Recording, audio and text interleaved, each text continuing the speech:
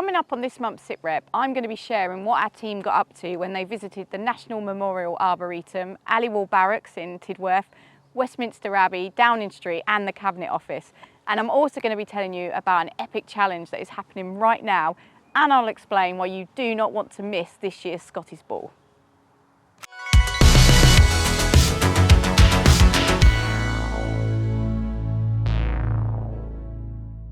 What an honour to attend the King's coronation at Westminster Abbey last month.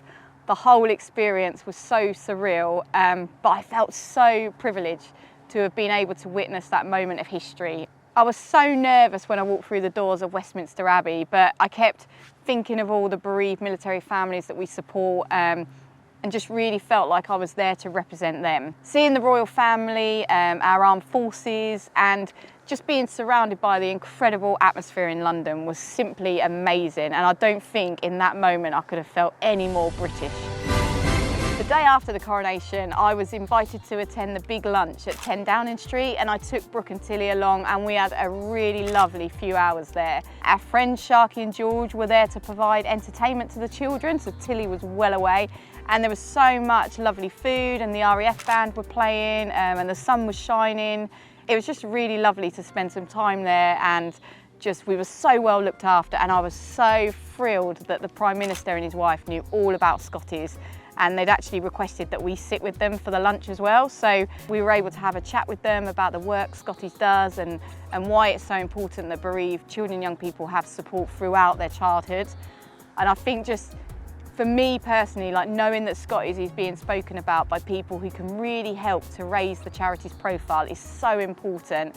And I think that weekend just gave me a massive, massive boost. It made me really see that as a founder, I think I have a responsibility to be getting out there and speaking to people and really representing our bereaved military families. So I'm going to continue to do that. And I've started to do it a lot more. Like myself and Lucy from the team went to visit Johnny Mercer, the Minister of Defence, People and Veterans, and we spent some time talking about Scotty's wonderful members and springboarders, and I highlighted like some of the challenges that many of our members and springboarders have experienced because of their bereavement. You know, things that people often don't talk about, or they don't realise, or they forget. And I could really see the emotion in his eyes and just how passionate he felt about bereaved families. So we chatted about some of the ways that he might be able to help, and I'm really excited to see where that conversation leads, so watch this space. Families of Scotty's little soldiers were invited to the National Memorial Arboretum for a really special event called A Time to Reflect. The event was organised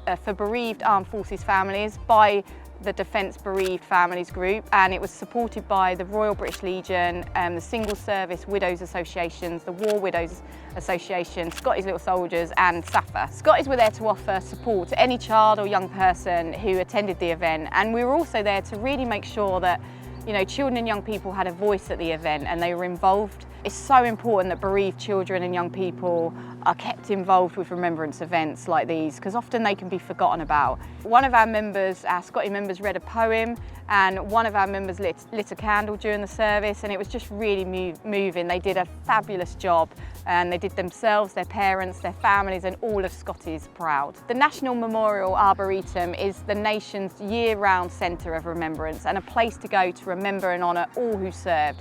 I love visiting and taking some time out to pay my respects to everyone who served our country. And naturally, my thoughts turned to Lee during the service and during the event, and I was able to spend some time by myself in the RTR garden, which I really appreciated. It's just such a beautiful and peaceful place. Talking about Lee, myself and Lucy and Stephen from the team have headed down to Tidworth to spend a couple of days at Aliwal Barracks, which is the camp where Lee was based and where we lived as a family. And I'm here right now at the Tidworth military cemetery and on Lee's bench, and it's quite hard to come back here. It always brings back lots of emotions, like memories come flooding back, the good ones and the painful ones. And we're here to film a new documentary that talks about my journey, and weirdly, as the face of the charity, I've had to talk about Lee dying and setting up Scotty's a lot over the last 13 years. So you'd really think that I was used to it, but actually it's still something that I can really struggle with at times. And I think being back here in Tidworth for the filming was always going to be emotional, I knew that, but actually seeing our own home where we used to live and just remembering life with Lee has been quite tough at times, but I'm also feel very lucky that I've got the opportunity to come back here, and it's really important, I think, personally, that I just get the chance to come back and visit places like Lee's bench, our home, the camp. Just allows me to have that space to remember, you know, time to remember and time to reflect. And being back here just makes me, I don't know, instantly feel close to Lee. And Lee's regiment, the Royal Tank Regiment, have been brilliant and so supportive while we've been here.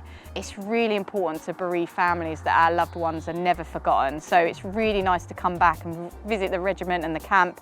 And, you know, nearly everyone that I knew and that Lee knew have moved on from the camp now. So I was a bit nervous about coming back and not knowing anyone, but actually it's been really great to see that Lee's memory is still being, you know, Lee's still being remembered and his memory is still being honoured, even by guys that never even served with him. You know, they're still saluting on the parade square and remembering him, and that I've just found that it's just really nice to see that still happening. Before I sign off, I just wanted to say a huge thank you to everyone who's taken part in the May Marathon this month. I have loved seeing all the videos and photos. It means so much to us when we see people fundraising for Scotties, especially as well when we see some of our members. There's been loads of members taking part in May Marathon as well, so I love seeing those guys doing stuff for Scotties. It shows how much they love Scotties and how much they appreciate it. I also want to wish Mark Harding a huge good luck. In 2010, Mark was shot in the neck and paralysed from the neck down, but against all the odds, he regained movement and he's set himself a huge challenge of walking the entire length of the UK. And he's doing it all for Scotties, and I know he's out there doing it right now. So I just want to say a massive well done and good luck, and keep going to Mark. And if you want to find out more about Mark's challenge and show him your support, you'll find the link in the description as well. Mark's already bought himself tickets to this year's Scotties Ball, which is our annual fundraising ball, which takes place on the 28th of October. And it's an amazing evening where we celebrate the work Scotties does, we honour our heroes, and we raise lots of money to help our bereaved military children and young people. So if you fancy coming along, you'll be able to meet Mark in person and ask him about his challenge, and come and see the team.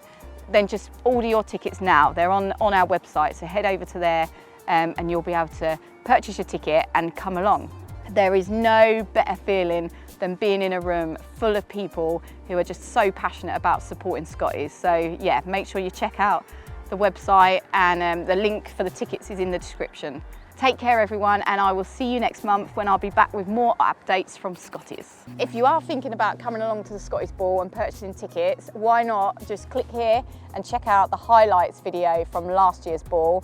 And if you want to learn more about Lee and what he was like as a person, you can watch the Heroes Legacy video just here.